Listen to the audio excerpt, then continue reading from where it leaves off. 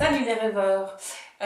Voilà, comme vous l'avez compris, hier je n'ai pas fait de vidéo, en tout cas j'ai fait une toute petite vidéo pour dire que je ne ferai pas de vidéo parce que j'étais fort fatiguée, parce que j'avais pas le temps et que j'avais d'autres priorités, en toute transparence. Donc aujourd'hui je reprends mes vidéos. Par contre je suis du coup un peu perdue dans ma structure, sans compter que je pense que je m'étais trompée mercredi, que j'avais fait le sujet du jeudi. Bref, aujourd'hui ce que j'ai envie de vous apporter, ce sont trois choses.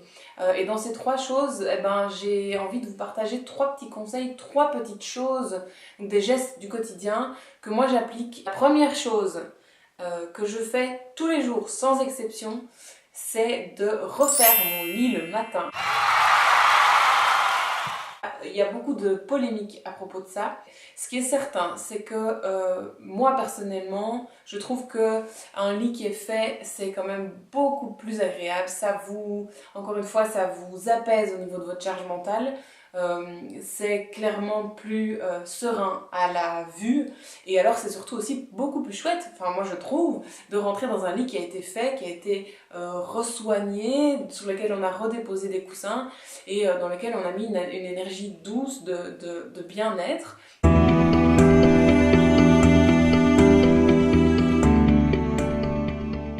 Je vous dirais quand même de ne pas refaire trop vite votre lit le matin.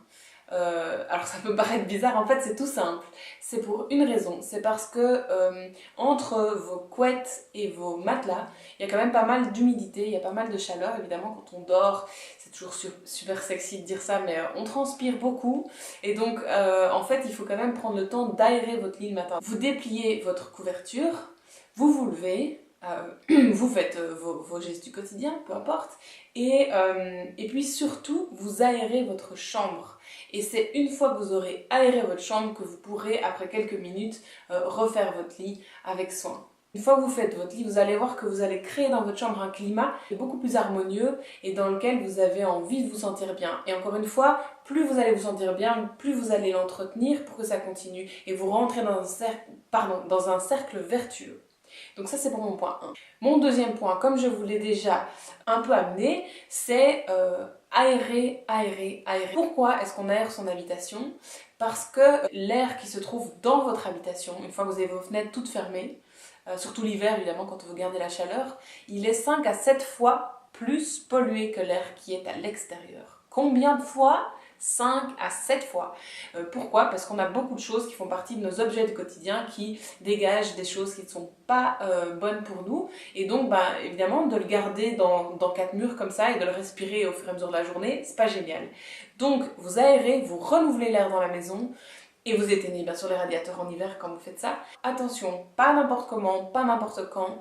L'idéal, c'est que ce soit bref, mais vif. C'est vraiment deux petits mots. D'ailleurs ils sont courts tous les deux, c'est pas pour rien. Donc vous ouvrez grand les fenêtres, vous faites circuler l'air dans votre maison, mais pendant 5 à 10 minutes par jour uniquement.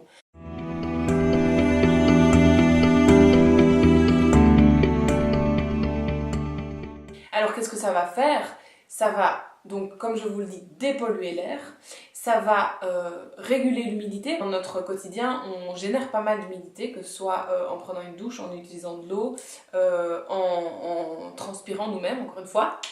Voilà, il y a beaucoup de choses qui font que le taux d'humidité dans l'air est pas mal élevé et que donc il faut régénérer ça. Et alors ce qui est assez étonnant, c'est que l'air qui est plus sec et donc qui aura été aéré parce que l'humidité sera partie, sera plus vite réchauffé que l'air qui est plus humide. Et alors, petite cerise sur le gâteau bien sûr et non des moindres, quand vous aérez votre habitation, vous renouvelez l'énergie et ça c'est très très important.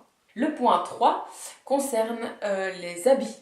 Tiens, qu'est-ce que je vais vous dire aujourd'hui sur les habits? Alors déjà hier on a appris à les trier, à les plier, mais tous les jours c'est super important que je range ces habits. Une fois que je me déshabille le soir, surtout je ne jette pas mes habits comme ça au pied du lit, au pied d'une chaise, sur une chaise, je fais pas un tas parce que ça vous l'avez tous déjà vécu. Premier t-shirt, la première chaussette, c'est fini. Ils vont tous s'entasser et plus la semaine va passer, plus vous allez avoir un amas de vêtements que vous n'aurez absolument pas envie de ranger. Plus le tas sera gros, moins vous aurez envie de ranger. Donc On le sait tous, mais c'est tellement vrai. Donc dans le quotidien, je vous conseille vivement d'apprendre à vous autodiscipliner et à ranger tous les jours vos vêtements. Est-ce qu'on remet ces habits qu'on a déjà portés dans son armoire ou pas? Je vais pas prendre une décision pour vous. Chacun fait en fonction de ce qu'il sent. Moi je le fais personnellement, voilà.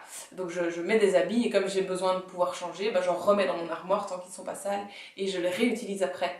Mais ce qui est certain, c'est que le soir, une fois que le soir arrive, soit je re-range mes vêtements dans mon armoire parce que le lendemain j'ai envie d'une nouvelle créativité, soit je me dis j'aimais bien cette tenue aujourd'hui, ça m'a bien parlé, ça m'a mis en joie, demain je veux la remettre et en plus c'est cool, elle est pas sale. Je les dépose sur une chaise, mais je ne les dépose pas n'importe comment. Je les plie, plus ou moins, on est bien d'accord. Je ne les plie pas à la Marie Kondo, mais je les dépose délicatement, je ne les jette pas en boule. Toujours pour la même raison, parce que visuellement, ce sera beaucoup plus agréable et donc ça fera partie de l'harmonie que je ressentirai le soir en allant dormir. Donc voilà, si vous rangez vos vêtements, en plus, gros bonus le lendemain matin, au moment où vous êtes un peu dans le rush ou pas, parce que ça j'en parlerai une autre fois, et que vous avez envie de... Vous devez choisir des vêtements, c'est quand même vachement plus agréable d'avoir juste à ouvrir son armoire et à observer ce qu'on a, ou à regarder ce qu'il y a sur la chaise et se dire bah oui de fait je suis toujours ok, je vais quand même porter ça aujourd'hui. Plutôt que se dire ok attends où est-ce que j'avais mis ce truc, mais c'est quand même pas très gai entre nous. Je vous dis à demain pour une prochaine vidéo, je vous souhaite à tous une excellente soirée, je vous fais des gros bisous, ciao ciao.